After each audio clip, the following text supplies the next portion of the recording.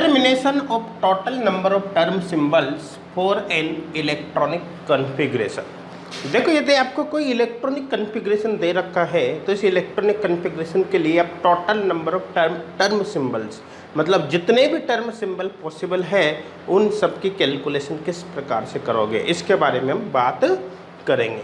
देखो ध्यान देना, जैसे अपन नॉर्मल केस की अगर बात करें, एक सिंपल से एग्जांपल्स के थ्रू मैं आपको एक्सप्लेन करता हूँ। जैसे P2 की बात करें, P2 कॉन्फ़िगरेशन है, मान के चलो P2 कॉन्फ़िगरेशन। अब देखो P2 कॉन्फ़िगरेशन के लिए अगर टर्म सिंबल्स अपन निकालते हैं तो इस तरह से निकालते हैं। ये p ऑर्बिटल 3 होते हैं ना, 2 इलेक्ट्रॉन्स को अपने यहाँ पर भर दिया, ठीक है ना, 2 इलेक्ट्रॉन्स को यहाँ पर भर दिया। अनपेड इलेक्ट्रॉन 2 है तो s की वैल्यू हो जाएगी, कितनी हो जाएगी, अनपेड इलेक्ट्रॉन 2 है तो s की वैल्यू हो जाएगी 2/2 इक्वल 1। s की वैल्यू 1 हो गई, 1s n+1 जो स्पिन मल्टीप्लिसिटी इसके लिए होगी n+1, वो यहाँ पर 2 हो जाएगी। और यहाँ पर l की जो वैल्यू है यहाँ पर +1 0 -1 ये होगी, तो l की जो वैल्यू है 1 + 0 इक्वल 1 यहाँ पर हो जाएगी, तो l इक्वल यहाँ पर हो गया 1। तो इस कंडीशन में देखो ध्यान देना, यहाँ पर जो टर्म होगी l की वैल्यू 1 पर p टर्म होती है, तो कुल मिलाकर यहाँ पर स्पिन मल्टीप्लिसिटी 2 टर्म हो गई p। अब देखो j की वैल्यू की बात करें तो j की वैल्यू कहाँ से कहाँ तक होती है, l + s to l - s, तो l + s 1 + 1 2 l - s कर लो, या मैं कह दूँ l - s to l + s, तो l - s 1 - 1 0, तो 0 से 2 तक होती है, तो 0 1 2, तो l की वैल्यू हो गई 0 2p 1 2p 3, यहाँ पर 2p2 यहाँ पर हो गई। तो कुल मिलाकर अगर हम P2 कॉन्फ़िगरेशन की बात करें तो P2 कॉन्फ़िगरेशन के लिए जो टर्म्स अपन निकालते हैं वो क्या हो गई, 2p0 2p1 2p2। लेकिन यहाँ पर देखो हमने जो 3 टर्म्स बनाई हैं, ये 3 इसकी टोटल टर्म्स नहीं। यहाँ पर P2 कॉन्फ़िगरेशन के लिए जो इलेक्ट्रॉनिक कॉन्फ़िगरेशन लिखा है ना, ये इलेक्ट्रॉनिक कॉन्फ़िगरेशन केवल स्टेबल इलेक्ट्रॉनिक कॉन्फ़िगरेशन है, जिसको हम हंट्स मैक्सिमम मल्टीप्लिसिटी रूल के अकॉर्डिंग भरते हैं। भाई इलेक्ट्रॉन्स कैसे भरते हैं हम, कि पहले तो 1 1 इलेक्ट्रॉन भरो, 1 2 3, उसके बाद 4 5 6, इस तरह से इलेक्ट्रॉन भरते हो, नहीं भरते हैं ना। इस तरह से जो इलेक्ट्रॉन्स भरते हैं कि पहले सेम स्पिन के साथ इलेक्ट्रॉन भरो जब तक कि हाफ फिल्ड नहीं हो जाए, जब हाफ फिल्ड हो जाए उसके बाद इलेक्ट्रॉन्स की पेयरिंग करो। इसी को अपन क्या बोलते हैं, हंट्स मैक्सिमम मल्टीप्लिसिटी रूल। तो जब हम electrons hunts maximum multiplicity rule के अकॉर्डिंग भरते हैं तो जो इलेक्ट्रॉनिक कॉन्फ़िगरेशन आता है वो सबसे ज़्यादा स्थायी आता है, उसकी स्टेबिलिटी सबसे ज़्यादा होती है, तो वो होता है स्टेबल इलेक्ट्रॉनिक कॉन्फ़िगरेशन। और जो स्टेबल इलेक्ट्रॉनिक कॉन्फ़िगरेशन होता है वो एक्चुअली ग्राउंड स्टेट कहलाता है, उसी को अपन क्या कहते हैं, ग्राउंड स्टेट। तो कुल मिलाकर इस इलेक्ट्रॉनिक कॉन्फ़िगरेशन के रेस्पेक्ट में टर्म्स है, और इनमें भी स्टेबल टर्म्स की बात करें तो स्टेबल टर्म्स ये आ जाएगी यहाँ पर ग्राउंड स्टेट टर्म सिंबल, है ना, ये specially ground state term symbol. लेकिन ये टोटल टर्म्स नहीं है। आप P2 कॉन्फ़िगरेशन में इलेक्ट्रॉन्स ऐसे ही भरो जरूरी थोड़ी है, आप इन इलेक्ट्रॉन्स को 2 इलेक्ट्रॉन्स को ऐसे भी भर सकते थे, इस तरह से भी, एक इलेक्ट्रॉन यहाँ भरते हैं एक यहाँ भरते हैं, 2 इलेक्ट्रॉन्स को आप ऐसे भी भर सकते थे, यहाँ भरते हैं यहाँ भरते हैं। इन इलेक्ट्रॉन्स को अपोजिट स्पिन के साथ यूँ भी तो भर सकते थे, एक ऐसे और एक ऐसे, ठीक है, दोनों इलेक्ट्रॉन के एक ही ऑर्बिटल में साथ में भरते हैं, ऐसे कई तरह की पॉसिबिलिटीज यहाँ पर हो सकती थी। हर पॉसिबिलिटी के लिए टर्म सिंबल्स बनते हैं, सभी पॉसिबिलिटी के लिए अपन क्या बनाते हैं, टर्म सिंबल्स बनते हैं। तो कुल मिलाकर करने का सीधा सीधा मतलब है कि P2 कॉन्फ़िगरेशन के केवल 3 टर्म सिंबल नहीं बनेंगे, इसके और भी कई टर्म सिंबल्स बन सकते हैं। अब यही हमें देखना है कि इसके इनके अतिरिक्त भी इसके कौन कौन से टर्म सिंबल्स हो सकते हैं। कहने का मतलब कोई भी आपको एक कॉन्फ़िगरेशन दे रखा है तो उस कॉन्फ़िगरेशन के total number of term symbols कितने होंगे, कौन कौन से उसके टर्म सिंबल्स होंगे, और इसको आप किस प्रकार से डिसाइड करोगे कि एक कॉन्फ़िगरेशन के लिए कौन कौन सा टर्म सिंबल्स होंगे। बेसिकली अपन को यहाँ पर इसी के बारे में बात करनी है। मेरे हिसाब से यहाँ तक तो आपके क्लियर हो गया होगा। तो कहने का मतलब अभी तक जो हम पढ़ रहे थे उसमें हमने total number of term symbols की कैलकुलेशन नहीं करी थी। अभी तक हमने जो कुछ भी पढ़ा था उसमें हमने total number of term symbols की कैलकुलेशन नहीं करी थी, केवल हमने जो मोस्ट स्टेबल इलेक्ट्रॉनिक कॉन्फ़िगरेशन है उससे संबंधित टर्म सिंबल्स की ही कैलकुलेशन करी थी। तो देखना ये कि total number of term symbols की कैलकुलेशन आप कैसे करोगे, बेसिकली ये हमें देखना है। तो देखो यहाँ पर आप क्या करोगे समझना, देखो यहाँ पर मैं कुछ पॉइंट्स के अकॉर्डिंग इसको आपको एक्सप्लेन करूँगा ताकि आपको समझने में थोड़ा सा आसानी रहे। देखो सबसे पहले आपको देखना है एल मैक्स की कैलकुलेशन। देखो L max maximum value of L max का मतलब मैक्सिमम वैल्यू ऑफ एल की मैक्सिमम वैल्यू की कैलकुलेशन आपको करनी है। देखो ध्यान देना, यहाँ पर अपन लिख देता हूँ मैं calculate according to minimum spin multiplicity. Minimum क्या होता है, सब कुछ अपन बात करेंगे। इनका मतलब क्या है, मिनिमम स्पिन मल्टीप्लिसिटी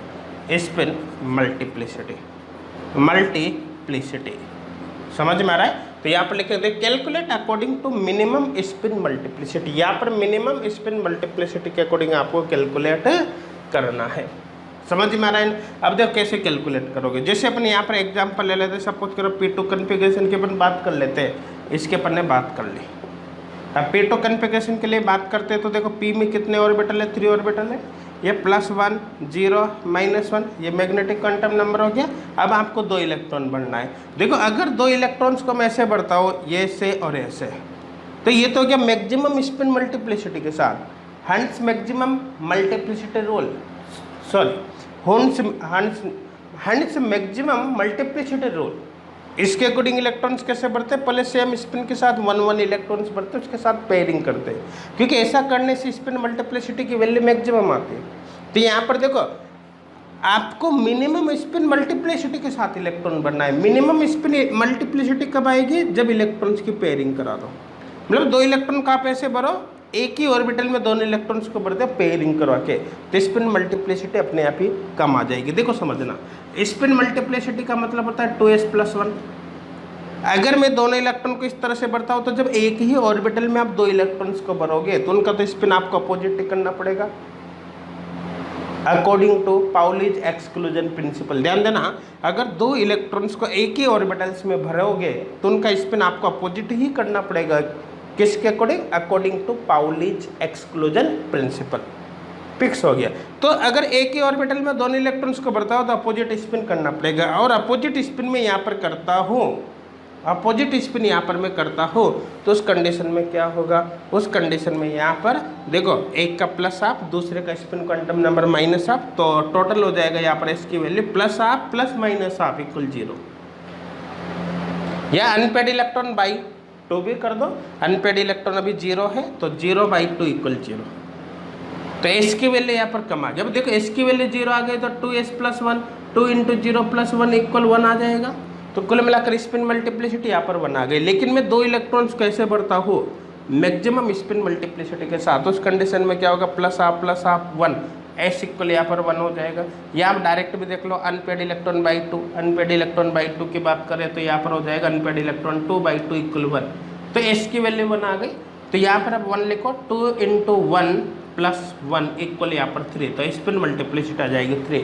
तो करने का सीधा सीधा मतलब है कि अगर इलेक्ट्रॉन्स को आप डायरेक्ट पेयर बनाते हुए लिखो 1 2 3 4 5 6, तो स्पिन मल्टीप्लिसिटी मिनिमम आएगी। और इलेक्ट्रॉन कैसे भरो, 1 2 3 4 5 6, तो स्पिन मल्टीप्लिसिटी मैक्सिमम आएगी। यहाँ पर आपको जो एलमेक्स की वैल्यू कैलकुलेट करनी है, उसके लिए आपको इलेक्ट्रॉन्स को मिनिमम स्पिन मल्टीप्लिसिटी के अकॉर्डिंग बढ़ना है। मिनिमम स्पिन मल्टीप्लिसिटी के अकॉर्डिंग बढ़ना है। तो एलमेक्स की जो वैल्यू कैलकुलेट करनी है उसके लिए आप इसको अप्लाई करोगे तो मेरे हिसाब से समझ में आ गया होगा इलेक्ट्रॉन्स यहाँ पर कैसे बढ़ना है। Calculate according to minimum spin multiplicity, मतलब 2 इलेक्ट्रॉन्स बढ़ने ऐसे भरोगे। अब इसके लिए आप एल की वैल्यू कैलकुलेट करो। इसके लिए देखो एल की जो वैल्यू आएगी मैक्सिमम वैल्यू आएगी। एल मैक्स कितनी, 2 इलेक्ट्रॉन है तो +1 तो यहाँ पर हो जाएगा 1 + 1 +1 और +1, सॉरी +1 नहीं 1 + 1 2, तो यहाँ पर हो जाएगा 2। एल मैक्स की वैल्यू कितने आ गई भाई, 2 आ गए। तो सबसे पहले आपको एल मैक्स की वैल्यू कैलकुलेट करनी। एल मैक्स की वैल्यू कैसे कैलकुलेट करोगे, आपका जो इलेक्ट्रॉनिक कॉन्फ़िगरेशन दे रखा है उन इलेक्ट्रॉन्स को आप मिनिमम स्पिन मल्टीप्लिसिटी के साथ भरो, मतलब इलेक्ट्रॉन्स को पेयर बनाते हुए भरो 1 2 3 4 5 6 इस तरह से कंटिन्यू। और आप फिर एल की वैल्यू काउंट कर लो, जो एल की वैल्यू आएगी वो मैक्सिमम वैल्यू होगी। इस तरह से आप एल मैक्स की वैल्यू कैलकुलेट कर सकते हो। तो मेरे हिसाब से समझ में आ गया होगा कि एल मैक्स की मैक्सिमम वैल्यू आप किस प्रकार से कैलकुलेट करोगे। अब देखो सेकंड केस यहाँ पर अपन लेते हैं, एस मैक्स की मैक्सिमम वैल्यू कैलकुलेट करनी, एस मैक्स, ठीक है ना। ये हो गया maximum value of resultant spin quantum number S. तो ये हो गया maximum value of resultant spin quantum number S, maximum value of S, यहीं पर लिख देता मैक्सिमम वैल्यू ऑफ एस, ये यहाँ। अब इसकी वैल्यू कैसे कैलकुलेट करोगे भाई? देखो एस की जब मैक्सिमम वैल्यू आपको चाहिए तो आपको मैक्सिमम स्पिन मल्टीप्लिसिटी के साथ इलेक्ट्रॉन्स बढ़ने हैं। तो यहाँ पर करेंगे calculate according to maximum spin multiplicity,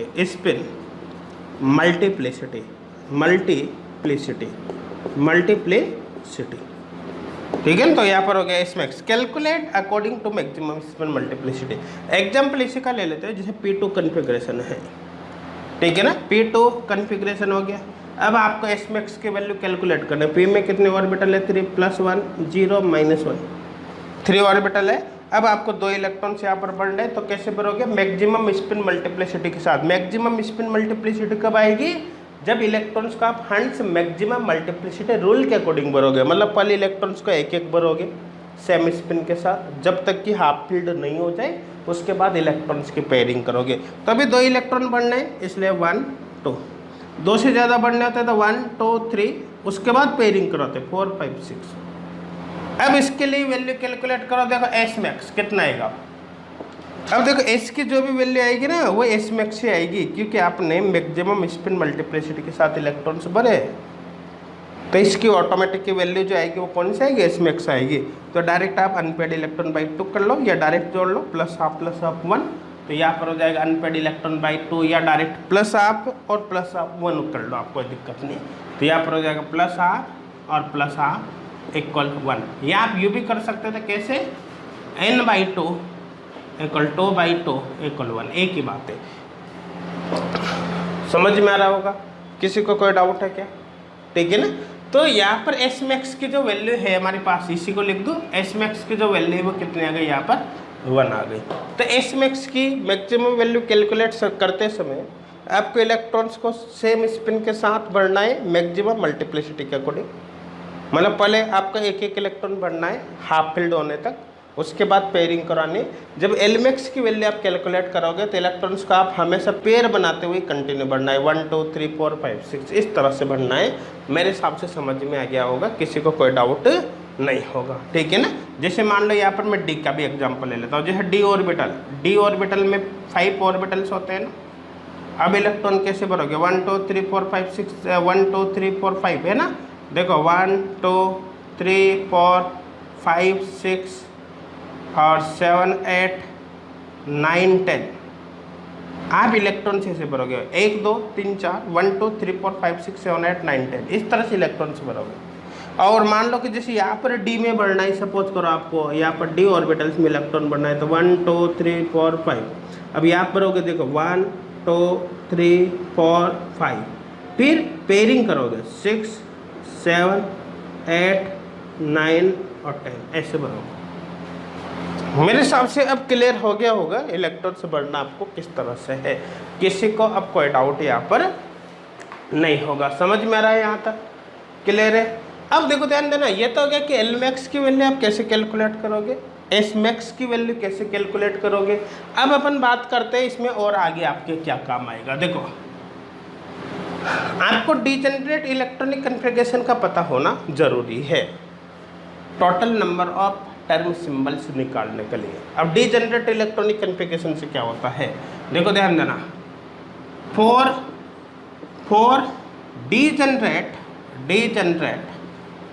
degenerate electronic configuration, देखो यूज्ड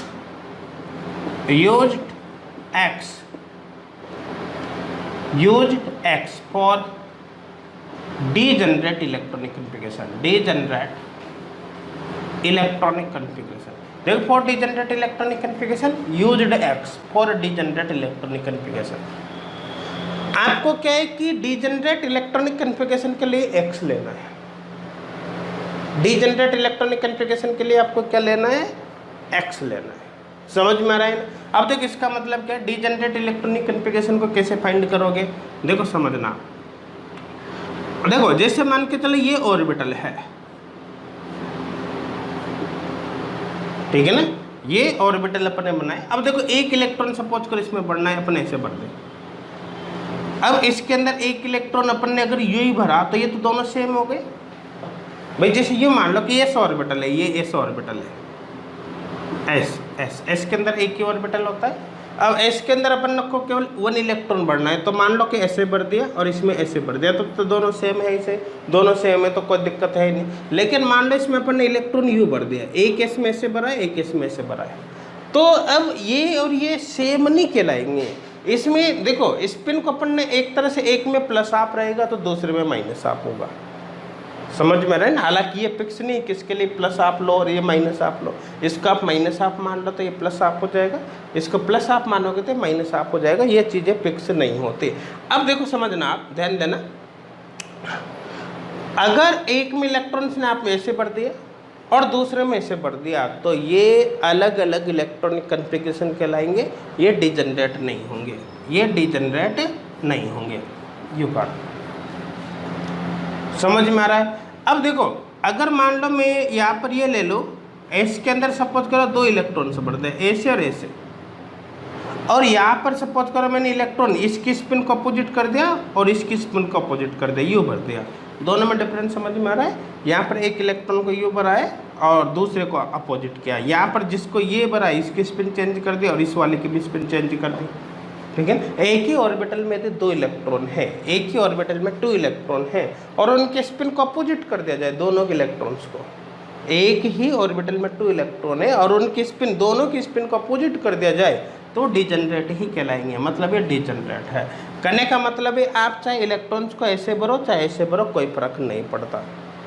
इलेक्ट्रॉन्स को आप ऐसे भरोगे तब भी वही बात है, ऐसे भरोगे तब भी वही बात है, आप कैसे भी लिख दो एक ही बात है, कोई फर्क नहीं पड़ता। लेकिन इलेक्ट्रॉन्स को ऐसे भरने में और ऐसे भरने में अंतर होता है।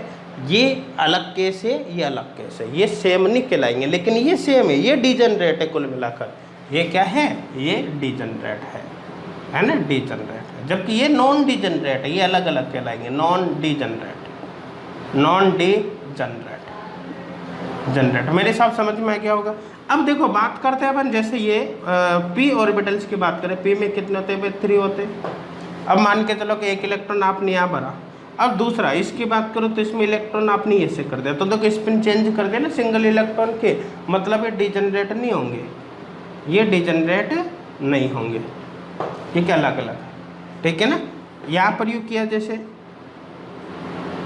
यहाँ पर इस तरह से एक इलेक्ट्रॉन यहाँ पर, दूसरा आपने यहाँ पर बढ़ जाए। देखो यहाँ पर तो स्पिन क्वांटम नंबर चेंज हो गया, जैसे प्लस आप माइनस आप। यहाँ पर मैग्नेटिक क्वांटम नंबर चेंज हो गया, जैसे ये +1 0 -1 +1 0 -1, इस तरह से गया ना, +1 0 -1 +1 0 -1।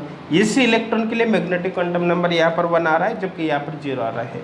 चेंज हो गया ना, मतलब ये डिजेनरेट नहीं होंगे, ये अलग अलग कहलाएंगे, ये डिजेनरेट नहीं होंगे बल्कि ये अलग अलग कहलाएंगे। समझ में आ रहा है। फिर आगे देखो नेक्स्ट केस, जैसे यहाँ पर ये लेकर बता दिया, ठीक है ना, जैसे ये यहाँ पर इस तरह से, ये इसमें इलेक्ट्रॉन्स की स्पिन चेंज कर दे अपने दोनों की। लेकिन देखो ध्यान देना, इसमें भी +1 वाले में, इसमें भी +1 वाले में मैग्नेटिक क्वांटम नंबर चेंज नहीं हुआ, एक ही ऑर्बिटल में दोनों इलेक्ट्रॉन की स्पिन चेंज हुआ। ये केस बिल्कुल ऐसा है, ये केस बिल्कुल ऐसा है, मतलब ये डिजेनरेट होंगे, ये डिजेनरेट होंगे। समझ में आ रहा है ना। लेकिन मान लो मैं ऐसे कर दूँ यहाँ पर इस तरह से, यहाँ पर ये और यहाँ पर मैं इसमें कर दूँ ये, अब ये डिजेनरेट नहीं है, क्योंकि यहाँ पर देखो अब मैग्नेटिक क्वांटम नंबर चेंज हो गया, अब ये डिजेनरेट नहीं है, ये नॉन डिजेनरेट होंगे। समझ में आ रहा है ना। ऐसे कर दिया जैसे इस तरह से, यहाँ पर ये, और यहाँ पर मैं स्पिन चेंज कर रहा हूँ, लेकिन स्पिन चेंज करने के साथ साथ मैंने मैग्नेटिक क्वांटम नंबर भी तो चेंज कर दिया, ये डिजनरेट भाई नहीं होंगे, ये डिजनरेट नहीं होंगे। समझ में आ रहा है ना, मतलब ये अलग अलग कॉन्फ़िगरेशन कहलाएंगे। और भी केस यहाँ पर मैं लेकर आपको बता देता हूँ, जैसे इधर लिख देता हूँ मैं यहाँ पर डिजनरेट, क्योंकि ये सारे कॉन्सेप्ट क्लियर होने चाहिए। अगर ये सारे कॉन्सेप्ट आपके क्लियर है तो बहुत ही आसानी से आप किसी भी इलेक्ट्रॉनिक कॉन्फ़िगरेशन के लिए सभी टर्म सिंबल्स निकाल सकते हो। देखो और केस में यहाँ पर आपको लेकर बताता हूँ, जैसे मान के चलो ये केस है, देखो ये और ये डिजनरेट है या नहीं है, देखो ध्यान देना, ये तो सेम है लेकिन यहाँ पर स्पिन चेंज हो रही है, सिंगल इलेक्ट्रॉन या 2 इलेक्ट्रॉन नहीं है, बोले ये डिजनरेट नहीं होंगे।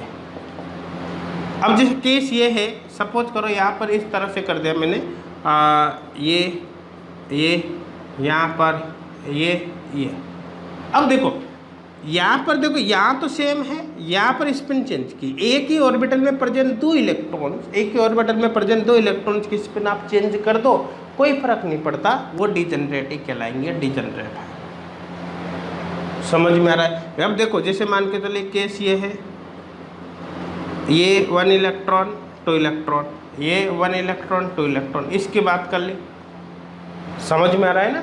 अब ये क्या होंगे भाई, ये डिजनरेट कहलाएंगे नहीं कहलाएंगे, ये डिजनरेट होंगे। हाँ सॉरी, ये अलग अलग, देखो यहाँ पर ये +1 0, यहाँ पर +1 -1 में है, मैग्नेटिक क्वांटम नंबर चेंज हो रहा है, ये डिजनरेट नहीं होंगे। समझ में आ रहा है नहीं आ रहा, ये डिजनरेट नहीं होंगे। जैसे केस इस तरह से, इस तरह से, ये यहाँ पर ये डिजनरेट होंगे क्या, ये डिजनरेट नहीं होंगे, ये डिजनरेट नहीं होंगे। कुल मिलाकर सीधा सीधा कॉन्सेप्ट एक ही है। मेरे साथ समझ में आ गया होगा क्या कॉन्सेप्ट होगा। अगर एक ही ऑर्बिटल में प्रेजेंट, वो भी सेम पोजीशन पे, एक ही ऑर्बिटल में सेम पोजीशन पे प्रेजेंट 2 इलेक्ट्रॉन्स के अगर आप स्पिन चेंज कर दो तो डिजनरेट होगा, अदरवाइज डिजनरेट नहीं होगा। आप कुछ भी कर लो, यहाँ पर देखो एक ही ऑर्बिटल में, यहाँ पर +1 में, यहाँ पर +1 में, इनकी स्पिन चेंज कर दी इसलिए डिजनरेट है। लेकिन यहाँ पर देखो एक ही ऑर्बिटल में तो है, यहाँ पर 1 ऑर्बिटल में 2 इलेक्ट्रॉन है, 1 ऑर्बिटल में 2 इलेक्ट्रॉन है, लेकिन यहाँ पर देखो मैग्नेटिक क्वांटम नंबर +1, जबकि यहाँ पर 0 हो गया, बीच वाले में आ गया, ठीक है ना। अब ये डिजनरेट नहीं होगा। तो मेरे साथ समझ में आ गया होगा, जब 2 इलेक्ट्रॉन सिंगल ऑर्बिटल में भरा हो और सेम पोजीशन पर ही स्पिन अगर आप चेंज कर दो तो डिजनरेट होगा, अदरवाइज वो किसी भी कंडीशन में डिजनरेट नहीं होगा। तो अब मेरे हिसाब से क्लियर हो गया होगा। तो देखो किसी भी इलेक्ट्रॉनिक कॉन्फ़िगरेशन के लिए अगर आप total number of term symbols calculate करना चाहते हो तो आपको किस किस की कैलकुलेशन, किस किस की नॉलेज होना आवश्यक है, समझ में आ गया होगा। एक तो आपको एलमेक्स की कैलकुलेशन करनी आनी चाहिए। एलमेक्स की कैलकुलेशन करते समय आप क्या करोगे, मिनिमम स्पिन मल्टीप्लिसिटी के साथ इलेक्ट्रॉन्स भरो और एल की वैल्यू काउंट कर लो। दूसरा आपको एसमैक्स की वैल्यू कैलकुलेट करनी आनी चाहिए। एसमैक्स के लिए आप क्या करोगे, मैक्सिमम स्पिन मल्टीप्लिसिटी के साथ इलेक्ट्रॉन्स भरो और एस की वैल्यू काउंट कर लो। और नेक्स्ट आपको ये पता होना चाहिए कि कौन सा इलेक्ट्रॉनिक कॉन्फ़िगरेशन डिजनरेट है और कौन सा नॉन डिजनरेट है। क्योंकि अगर मान लो ये दोनों डिजनरेट है तो आप ऐसे भरो चाहे ऐसे भरो एक ही बात है, इसलिए चाहो तो ऐसे भर दो चाहो ऐसे भर दो, क्योंकि दोनों सेम है, दोनों सेम है। लेकिन ये डिजनरेट नहीं है, ये नॉन डिजनरेट। इसका मतलब इसको अलग से काउंट करना है, इसके अलग से काउंट करना है, मतलब इसके लिए भी आपको एक्स काउंट लिखना पड़ेगा, इसके लिए भी आपको एक्स लिखना पड़ेगा। लेकिन ये दोनों सेम है तो ऐसा नहीं इसके लिए एक्स लिखो इसके लिए भी एक्स लिखो, इन दोनों के लिए अपन केवल एक एक्स लिखेंगे। क्यों, क्योंकि ये दोनों तो सेम है, इसलिए अपन को पता होना चाहिए डिजनरेसी के बारे में। अब मेरे हिसाब से कोई डाउट नहीं होगा, सबके समझ में आ गया होगा कि डिजनरेट का मतलब एक्चुअली क्या है और आप उसको कैसे पहचानोगे। किसी को कोई डाउट है क्या अब तक, नहीं है ना। अब देखो अपन एक इलेक्ट्रॉनिक कॉन्फ़िगरेशन के बेसिस पर इसको एक्सप्लेन करने की कोशिश करते हैं और जितनी भी यहाँ पर टर्म सिंबल्स बनेगी उसके बारे में भी हम बात करेंगे। तो देखो ध्यान देना, एग्जाम्पल अपन देखते हैं यहाँ पर। एग्जाम्पल P2 कॉन्फ़िगरेशन, भैया बहुत ही इंपॉर्टेंट है, ठीक है, बहुत ज़्यादा काम में भी आता है, क्वेश्चन सॉल्व करने में काफ़ी ज़्यादा हेल्प करता है और एग्जाम में क्वेश्चन आने की प्रोबेबिलिटी भी पूरी यहाँ से होती है ना। बहुत ही ज़्यादा इंपॉर्टेंट टॉपिक है, मान के चला। अब देखो ध्यान देना, समझना करना क्या है। P2 कन्फिग्रेशन, P2 कन्फिग्रेशन ये हो गया P2 के लिए 3 ऑर्बिटल्स, ठीक है, +1 0 -1। अब सबसे पहले Lmax की वैल्यू चाहिए। Lmax के लिए इलेक्ट्रॉन्स कैसे भरोगे, 1 2 3, आप 2 इलेक्ट्रॉन्स आपको बढ़ना है, कैसे भरोगे, 2 इलेक्ट्रॉन्स आपको बढ़ना है, कैसे भरोगे, +1 0 -1 मिनिमम स्पिन मल्टीप्लिसिटी के साथ। तो अब इसके लिए L की वैल्यू कितनी होगी, L की वैल्यू यहाँ पर हो जाएगी कितनी, 1 + 1 2, 1 + 1 = 2 L की वैल्यू। ये जो L की वैल्यू होगी एक्चुअली ये Lmax होगा, यही क्या होगा, Lmax होगा, क्योंकि इससे ज़्यादा आप p ऑर्बिटल्स के अंदर यदि 2 इलेक्ट्रॉन्स भरोगे तो आप इलेक्ट्रॉन्स को कैसे भी भर लो, आपकी मर्जी पड़े जैसे भर लो इलेक्ट्रॉन्स का, आप L की वैल्यू 2 से ज़्यादा नहीं ला सकते, ये मैक्सिमम वैल्यू है।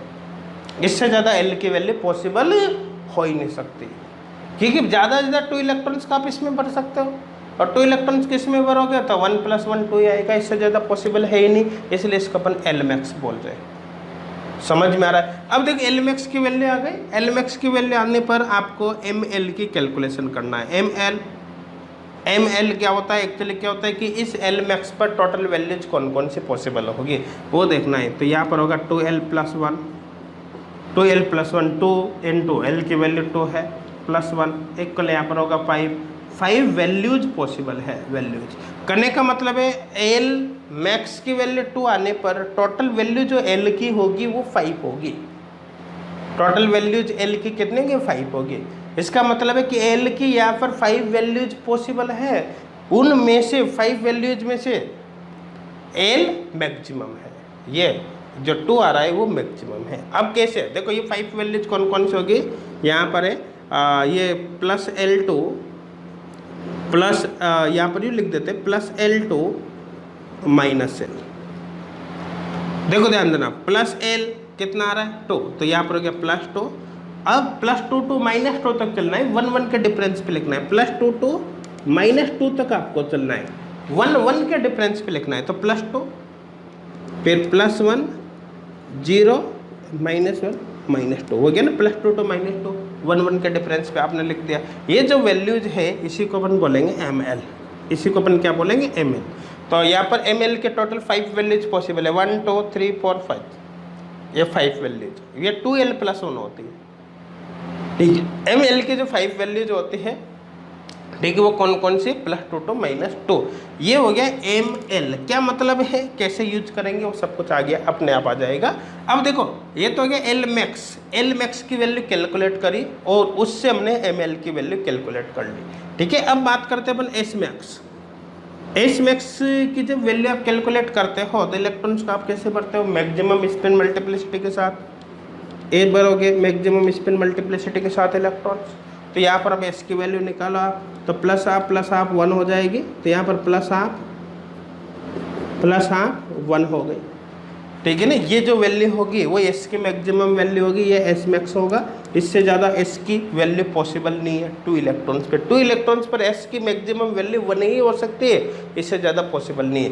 अब जैसे L से ml निकाला, उसी तरह से S से ms आपको निकालना है। ms की जो टोटल वैल्यूज होती है वो 2s + 1 होते हैं। तो यहाँ पर हो गया 2 × S की वैल्यू 1 है और +1 इक्वल यहाँ पर 3 होगी, 3 वैल्यूज। तो यहाँ पर कुल मिलाकर जो S की टोटल वैल्यूज आएगी वो 3 आएगी। ध्यान देना, 3 जो वैल्यूज होगी वो S की, उनमें से मैक्सिमम वैल्यू 1 है। इसका मतलब S की ये जो वैल्यू है 1, ये तो मैक्सिमम है यहाँ पर। इसका मतलब बाकी वैल्यूज भी तो होगी ना, इसकी मिनिमम वैल्यूज भी होगी और वैल्यूज भी होगी। भाई एक तो हो गई मिनिमम वैल्यू, एक हो गई मैक्सिमम, तो बीच में भी वैल्यूज हो सकते हैं ना। इसी तरह से यहाँ पर देखो L की जो वैल्यू अपन ने कैलकुलेट करी है मैक्सिमम है, इसका मतलब बाकी वैल्यूज भी तो होगी, मिनिमम, बीच वाली वैल्यूज, टोटल 5 वैल्यूज है। ये एकमात्र ये नहीं है, और टोटल 5 कौन कौन सी है, +2 to -2, या मैं कहता हूँ -2 से +2। इसी तरह S की जो वैल्यूज आई है तो मैक्सिमम है, इसका मतलब अदर वैल्यूज भी पॉसिबल है। अदर वैल्यूज कौन कौन सी है उसी को अपन रिप्रेजेंट करें MS से।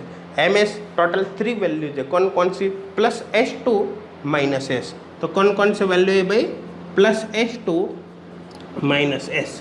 अब +S2 -S देखो एस की वैल्यू कितनी हो गई, एस की वैल्यू 1, तो यहाँ पर हो गया एम एस इक्वल +1 0 -1, 1 1 के डिफरेंस पे आप लिख दो, प्लस एस तो माइनस एस, एस की वैल्यू कितने आ रही 1 आ रही, तो 1 1 के डिफरेंस पे आपने यहाँ पर लिख दिया। मेरे हिसाब से क्लियर हो गया होगा, किसी को कोई डाउट अब यहाँ पर नहीं होगा, समझ में आ रहा है, ठीक है ना। एम एस की वैल्यू पे आ गई, एम एल की वैल्यू पे आ गई। अब इसको यूज एम एल और एम एस की जो वैल्यूज है उनको यूज में लेते हुए आपको सभी टर्म्स कैलकुलेट करनी है। तो सबसे पहले एम एल और एम एस की वैल्यू को यूज में लेते हुए हम यहाँ पर एक टेबल बनाएंगे। तो देखो टेबल कैसे बनानी है, यहाँ पर देखो ये +1 0 -1, ठीक है, और देखो ये कितने +2 +1 0 -1 -2, इसको यूँ लिखो +2 +1 0 -1 -2। अब ये टेबल यहाँ पर बना लो इस तरह से, ये टेबल आप यहाँ पर एक बना लो इस तरह से। देखो बहुत इंपॉर्टेंट, अच्छे से समझना, अगर अच्छे से समझ में आ गया तो आगे कोई भी दिक्कत नहीं आएगी, अदरवाइज यहाँ पर बहुत प्रॉब्लम आपको हो सकती है। इसलिए ध्यान से समझने की कोशिश करना एक एक कॉन्सेप्ट को। ये जो वैल्यू है वो एम एस की है, तो यहाँ पर मैं एक लाइन डाल देता हूँ, ये इधर की जो वैल्यूज है वो एम एस की है भाई, एम एस, और ये जो वैल्यूज है वो एम एल की है, तो यहाँ पर आप लिख दो एम एल, ये एम एल हो गया, ये एम एस हो गया। तो सबसे पहले एल मैक्स की वैल्यू कैलकुलेट करी, हो गया क्लियर। फिर एम एल की वैल्यू कैलकुलेट करी, एल मैक्स से एम एल, फिर एस मैक्स की वैल्यू कैलकुलेट करी, उससे एम एस की वैल्यू हमने कैलकुलेट कर ली। उसके बाद हमने यहाँ पर एक टेबल बना ली। और भी बहुत सारे एग्जाम्पल करेंगे, ये अपन ने शुरुआत करी है, बहुत सारे एग्जाम्पल यहाँ पर करेंगे, एक एक कॉन्सेप्ट आपकी समझ में आएगा, ठीक है ना। बस आपको मेहनत करनी है बहुत अच्छे से, ठीक है। अब देखो ध्यान देना, यहाँ पर आगे क्या करना है समझना। देखो करना क्या है आपको, ध्यान देना। इसमें देखो सबसे पहले एल की वैल्यू आपको 2 करनी है। एल की वैल्यू कितनी करनी है 2, भाई आपको केस बनाने हैं। एल की वैल्यू 2 1 0 -1 -2 आपको करनी है ठीक है ना। सबसे पहले एल की वैल्यू 2 करनी है और आपको पी ऑर्बिटल्स के अंदर 2 इलेक्ट्रॉन्स बढ़ने हैं। तो देखो ध्यान देना, ये पी ऑर्बिटल्स +1 0 -1, पी के अंदर आपको 2 इलेक्ट्रॉन्स भरते हुए एल की वैल्यू 2 करनी है। अब देखो पी के अंदर एनपी ऑर्बिटल्स में 2 इलेक्ट्रॉन्स को कैसे भरा जाए कि एल की वैल्यू 2 हो जाए। तो देखो पी ऑर्बिटल्स में 2 इलेक्ट्रॉन्स को मैं यहाँ पर भरूँ तो अपने आप ही एल की वैल्यू यहाँ पर 2 हो जाएगी, +1 और +1, 2 इलेक्ट्रॉन्स है ना, तो +1 +1 2 हो जाएगा। तो एल की वैल्यू अगर मुझे 2 करनी है तो दोनों इलेक्ट्रॉन्स को मुझे यहाँ पर ही भरना पड़ेगा, हो गया। अब दोनों इलेक्ट्रॉन्स को जैसे आप एक ही ऑर्बिटल में भरोगे तो इनकी स्पिन तो आपको अपोजिट ही करनी पड़ेगी ना। ध्यान देना मैंने क्या बोला, जब एक ही ऑर्बिटल में दोनों इलेक्ट्रॉन्स को आप भरोगे तो स्पिन तो आपको अपोजिट करनी ही पड़ेगी। समझ में आ रहा है ना। कहने के मतलब पाउलीज एक्सक्लूजन प्रिंसिपल को आपको हमेशा फॉलो करना है। एक ही ऑर्बिटल में 2 इलेक्ट्रॉन्स को भरोगे तो ऑलवेज स्पिन अपोजिट ही रखनी है, ठीक है।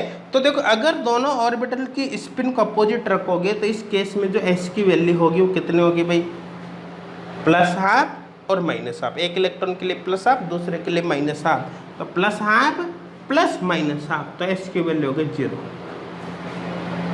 समझ में आ रहा है, ठीक है ना। अब इसके अलावा देखो दूसरी पॉसिबिलिटी यहाँ पर क्या कर सकते हैं आप, दूसरी पॉसिबिलिटी यहाँ पर मैं नीचे लिख दूँ, इसको नीचे लिख देता हूँ यहाँ पर। इसके अंदर इलेक्ट्रॉन्स आप भरोगे ऐसे भर सकते हो, ये ऐसे भर सकते हो, या फिर आप इलेक्ट्रॉन को यू भी तो भर सकते थे, यू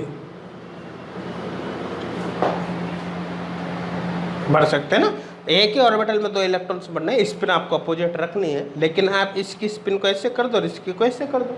लेकिन अपन को पता है चाहे ऐसे भरो चाहे ऐसे भरो तो डिजनरेट है, मतलब ये दोनों अलग अलग नहीं है, ये तो एक ही है। करने का मतलब ये दोनों सेम है, ये डिजनरेट है। इन दोनों को मिलाकर आप इन दोनों को अलग अलग कंसिडर नहीं करोगे, एक बार ही कंसिडर करोगे, मतलब s की वैल्यू यहाँ पर 0 होगी और ये दोनों सेम है, डीजनरेट है, इसलिए इसके लिए आप केवल x काम में लोगे, x। मेरे हिसाब से समझ में आ गया होगा कैसे करना है, समझ में आ रहा है ना। तो इसके लिए s की वैल्यू हो गई 0, प्लस आप माइनस आप या फिर माइनस आप प्लस आप मान लो, s की वैल्यू हो जाएगी 0। और ये दोनों क्योंकि सेम है, ये डीजनरेट है, अलग अलग नहीं है, ये एक ही है, समझ में आ रहा है ना। यहाँ पर लिख देता हूँ, ये डीजनरेट है दोनों, डीजनरेट, और डीजनरेट को एक ही बार काउंट करना है आपको, और इसके लिए x लिखना है। अब x आपको इस टेबल में भरना है, तो टेबल में कैसे भरोगे, देखो ध्यान देना, l की वैल्यू 2 आ रही है, s की वैल्यू 0, s की वैल्यू 0, तो 2 के सामने 0 के नीचे यहाँ पर आपको एक x भरना है। सबसे पहले तो देखो ये समझ में आया नहीं आया सबके, ये समझ में आया नहीं आया, आ गया। चलो देखो फिर दोबारा समझना, l की वैल्यू सबसे पहले 2 करनी, l की वैल्यू 2 करने के लिए 2 इलेक्ट्रॉन्स को कैसे भरे इसमें कि l की वैल्यू 2 आ जाए, 2 इलेक्ट्रॉन्स को आपको इसी में भरना पड़ेगा। अब 2 इलेक्ट्रॉन्स किस में भरोगे, तो आप ऐसे भी भर सकते हो, ऐसे भी भर सकते हो, एक ही बात है। चूंकि ये डीजनरेट है, देखिए ये डीजनरेट है, इसलिए आप इसको और इसको अलग अलग काउंट नहीं करोगे, एक ही बार काउंट करोगे, और एक डीजनरेट के लिए आपको x लिखना होता है। और मैं बात करूँ इसके लिए, तो देखो ध्यान देना, अगर एक ही ऑर्बिटल में 2 इलेक्ट्रॉन्स को भरते हो तो s की वैल्यू अपने आप ही 0 हो जाएगी, प्लस आप माइनस आप या फिर माइनस आप प्लस आप, अपने आप ही s की वैल्यू क्या हो जाएगी, 0 हो जाएगी। समझ में आ रहा है, इसलिए यहाँ पर हमने 2 के सामने s और 0 के नीचे x लिखा है। अब समझ में आ गया होगा। अब देखो ध्यान देना, नेक्स्ट केस यहाँ पर हम लेकर देखते हैं। ये तो क्लियर है ना भाई, इधर का दोबारा एक्सप्लेन करने की इसको आवश्यकता नहीं, सबके क्लियर हो गया होगा, समझ में आ गया होगा सभी को, ठीक है ना। अब देखो ये तो हो गया l की वैल्यू 2 करने के लिए हमको क्या करना है। देखो एक बार बहुत अच्छे से एक्सप्लेन करूँगा, हर चीज़ को एक्सप्लेन करूँगा, बाकी जब एग्जाम्पल अपन करेंगे तो मैं डायरेक्ट अप्लाई करूँगा, इतना टाइम नहीं लगाऊंगा, इसलिए यहाँ पर बहुत अच्छे से समझ लेना। कोई भी डाउट हो तो वीडियो को दोबारा प्ले कर लेना, है ना। एक बार में समझ में नहीं तो 2 बार सुनना, 3 बार सुनना, लेकिन किसी प्रकार का कोई डाउट मत रखना, समझ में आ रहा है ना। हर डाउट को यहाँ पर क्लियर करते हुए आपको चलना है, ताकि आगे आपके कोई प्रॉब्लम नहीं आए, समझ में आ रहा है ना। तो देखो l की वैल्यू 2 हो गई, अब l की वैल्यू आपको 1 करनी है। तो देखो यहाँ पर मैं लिख देता हूँ, ये 3p ऑर्बिटल और ये +1 0 -1। अब l की वैल्यू आपको 1 करनी है। देखो l की वैल्यू 1 कैसे कर सकते हो, देखो ध्यान देना, आप समझना। l की वैल्यू 1 करने के लिए एक इलेक्ट्रॉन को आप यहाँ भर दो, दूसरे इलेक्ट्रॉन को यहाँ पर भर दो, तो 1 + 0 = 1, l की वैल्यू 1 हो गई, हुई नहीं हुई, l की वैल्यू 1 हो गई यहाँ पर l की वैल्यू 1, समझ में आ रहा है ना। अब देखो और क्या कर सकते हैं, इलेक्ट्रॉन्स को जब एक इलेक्ट्रॉन को इसमें भरोगे, एक को इसमें भरोगे, तो l की वैल्यू 1 हो जाएगी। लेकिन इन इलेक्ट्रॉन्स को आप ऐसे भी भर सकते हो, अपोजिट स्पिन के साथ ऐसे भी भर सकते हो कि इसकी स्पिन आपने मान लो ये रख दी, इसकी स्पिन ये रख दी, ऐसे भी कर सकते हैं, इसकी स्पिन को आपने यू कर दिया, इसकी स्पिन को यू कर दिया, हाँ इस तरह से। मेरे हिसाब से समझ में आ गया होगा, कोई डाउट किसी को अब नहीं होगा, कर सकते हो, है ना। यहाँ पर मैं इस तरह से कर देता हूँ, इस तरह से, ये ठीक है। इसी तरह से यहाँ पर ये हो गया, और यहाँ पर इसको मैं ऐसे कर देता हूँ, ये मेरे हिसाब से समझ में आ गया होगा, किसी को कोई डाउट यहाँ पर नहीं होगा, ठीक है ना। तो देखो अब समझना, अगर मैं इसकी बात करता हूँ तो l की वैल्यू तो भाई क्योंकि 1 ही होगी इस केस में, इस केस में, इसमें और इसमें, क्यों, क्योंकि एक इलेक्ट्रॉन को आपने इसमें भरा है और एक इसमें भरा है, तो +1 और +0, तो 1 + 0 = 1 ही होना है। लेकिन इनकी स्पिन का अंतर है, यहाँ पर स्पिन का अंतर है, तो देखो इसमें +1 s की वैल्यू यहाँ पर हो गई 1, इसमें -1 s की वैल्यू हो गई यहाँ पर -1, इसमें +1 s की वैल्यू हो गई यहाँ पर 0, +1 इसमें -1 s की वैल्यू हो गई यहाँ पर 0। डीजनरेट इनमें से कोई सा भी है ही नहीं, ठीक है ना।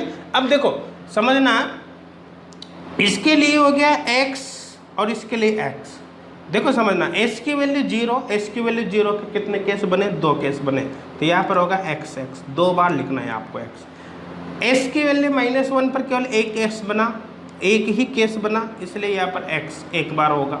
और यहाँ पर समझना एस की वैल्यू +1 का भी केवल एक केस बना है, इसलिए यहाँ पर भी एक्स एक बार होगा। मतलब जितने केस बनेंगे ना एक्स आपको उतनी बार लिखना है। अब देखो इसको अपन को टेबल के अंदर भरना है, कैसे भरोगे आप समझना। एल की वैल्यू 1 मतलब यहाँ पर है, हो गया।